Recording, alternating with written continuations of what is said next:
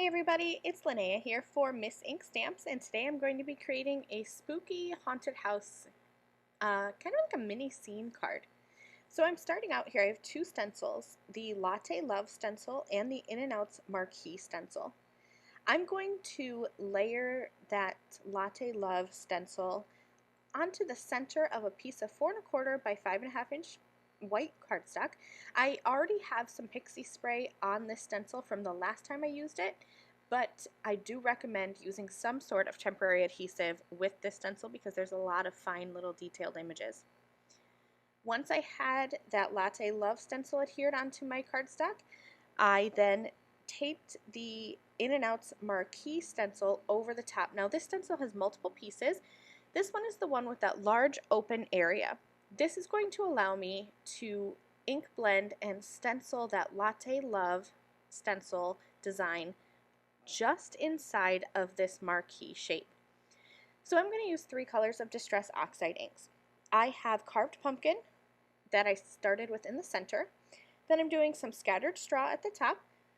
And then I'm going to come in with some Black Soot at the bottom. Now in the end, my little mini scene ended up being a bit bigger than I had pictured it.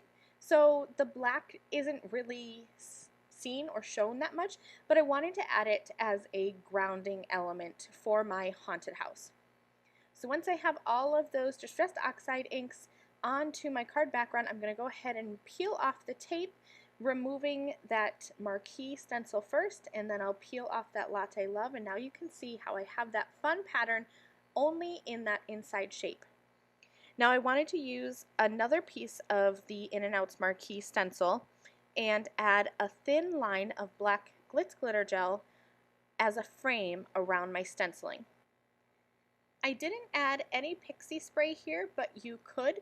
Instead, I'm just using those guidelines that are on the front portion of that stencil, and I'm going to tape that in place with some masking tape.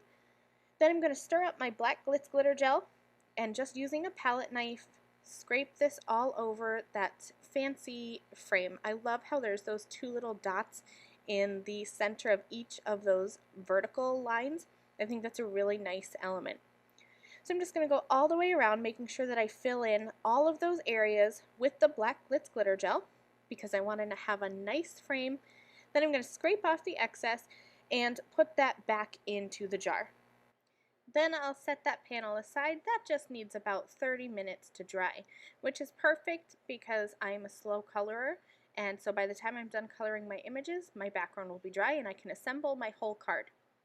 So this little haunted house here is from the Welcome Home stamp set. This is new from Miss Ink Stamps. And I'm just going to color this in with some browns and gray markers from, I use Copic markers, but you can use whatever you like. I'm going to end up fussy cutting out this image. And I'm not going to color those bricks that are in the background because I'm going to pop this up on my card, and I thought it would look a little funny having some floating bricks, but I love that they're there if you're doing a 1-layer card so you can color in the background and have this be a whole scene. But I'm not very good at scene cards, so I'm doing a mini scene and I'm going to be cutting out just that house, so I didn't bother coloring those bricks, and you'll see that as I finish up my coloring. I also have some of these cute little critters that I'm coloring, and these are also from the Welcome Home stamp set.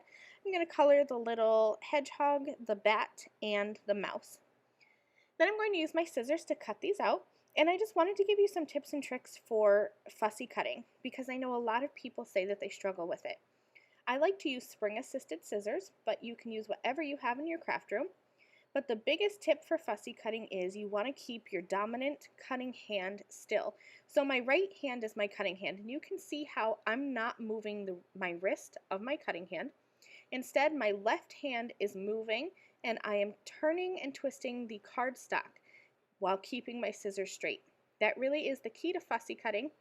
Then once I have my image cut out, I like to take that image and put it face down and smooth out those edges with a bone folder, and that's how you make it look super professional. I stamped this large spooky, and this is from the Halloween Sentiments stamp set. Then I'm going to stamp a cute little coordinating sentiment to go right underneath that large sentiment as well.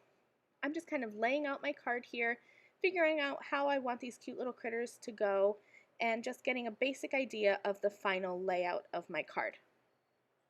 Once I have that all figured out, I'm going to pop everything up on foam tape, the sentiments, the house, the little critters, everything, and I will add them all around my little mini haunted house scene. So this is my finished card. I added some shimmer to those critters as well as to the house. I hope you enjoyed this card. I have listed and linked the supplies I used to create this card in the video description below.